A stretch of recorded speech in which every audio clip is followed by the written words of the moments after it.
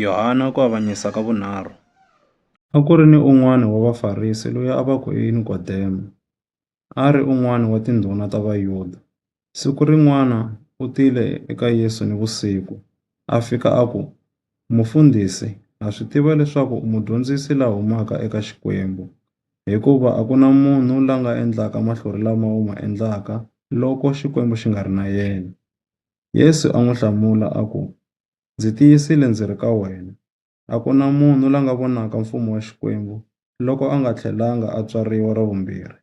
Nikodemo a ku ka yena, loko munhu a dyuharile, swi nga endlekisa ku yini ku tlhela a tswariwa xana? Xana a nga swi kota ku vuyela endzeni ka mana wa yena a tlhela a tswariwa ra vumbirhi xana?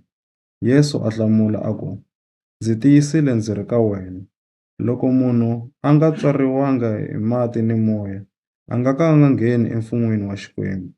Nyama yi tswala swa nyama, kambe moya wu tswala swa moya. U nga hlamali loko ndzi te ka wena, swa fanela leswaku mi tlhela mi tswariwa ra vumbirhi. Moya wu hungela lomu wu rhandzaka kona, kutani u twa mpfumawulo wa wona, kambe a wu tivi lomu wu humaka kona, ni lomu wu yaka kona. Swi tano ni ka hinkwavo lava tswariweke hi moya wa Xikwembu. Nikodemo a n'wi hlamula a ku, swilo leswi swi nga endlisa ku yini xana? Yesu a n'wi hlamula a ku, u mudyondzisi la tivekaka wa Israyele, kambe xana timhaka leti a wu ti tivi xana? Ndzi tiyisile ndzi ri ka wena, hi vulavula hi leswi hi swi tivaka, naswona hi veka vumbhoni bya leswi hi swi voneke, kambe a mi amukeli vumbhoni bya mina. Leswi mi nga pfumeriki loko ndzi mi byela hi swa laha misaveni, xana mi ta pfumerisa ku yini loko ndzi mi byela hi swa le tilweni xana?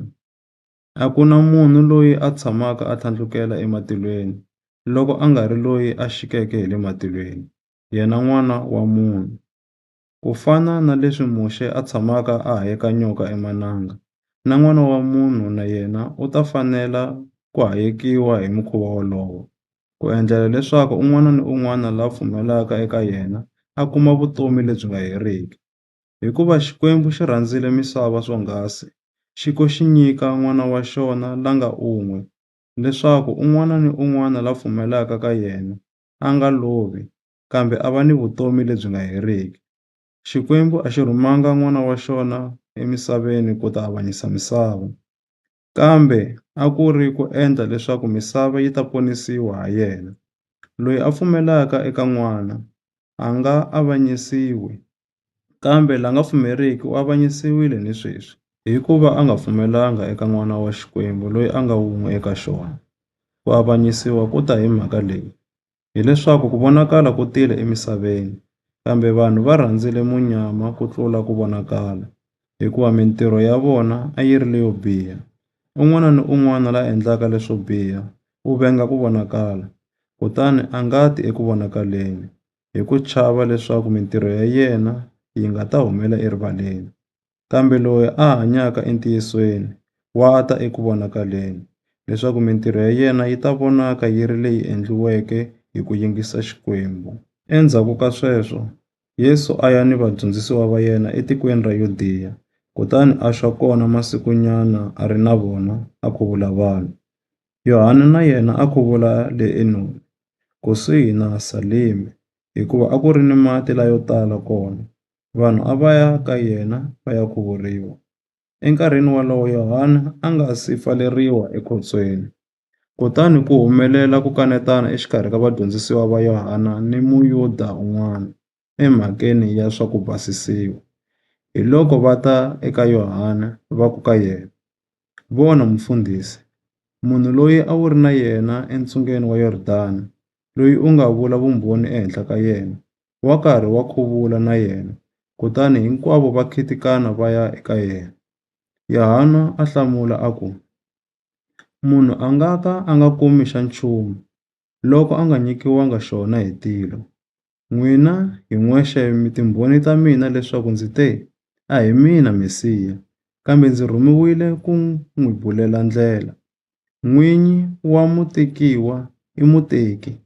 Nxangwana ya muteki leyi yimaka yi yingisa muteki loyi, yi tsaka swinene loko yi twa rito ra yena. Hikokwalaho sweswi ku tsaka ka mina ku hetisekile. Yena u fanele ku ya a kula, mina ndzi ya ndzi tsongahala. Loyi a humaka ehenhla u le henhla ka hinkwavo. Loyi a humaka emisaveni i wa misava, kutani u vulavula hi swa misava. Loyi a humaka etilweni u le henhla ka hinkwavo. Yena u vula vumbhoni bya leswi a swi voneke ni ku swi twa, kambe a ku na loyi a amukelaka vumbhoni bya yena. Munhu la amukelaka vumbhoni bya yena u tiyisa leswaku Xikwembu xa tshembeka. Loyi a rhumiweke hi Xikwembu u vula marito ya Xikwembu, hikuva Xikwembu a xi pimi loko xi nyika Moya wa xona. Tatana u rhandza N'wana, kutani u vekile swilo hinkwaswo emavokweni ya yena. Loyi a pfumelaka eka N'wana u ni vutomi lebyi nga heriki. Loyi a nga yingisiki N'wana a nga ka a nga kumi vutomi, kambe vukarhi bya Xikwembu byi tshame ehenhla ka yena.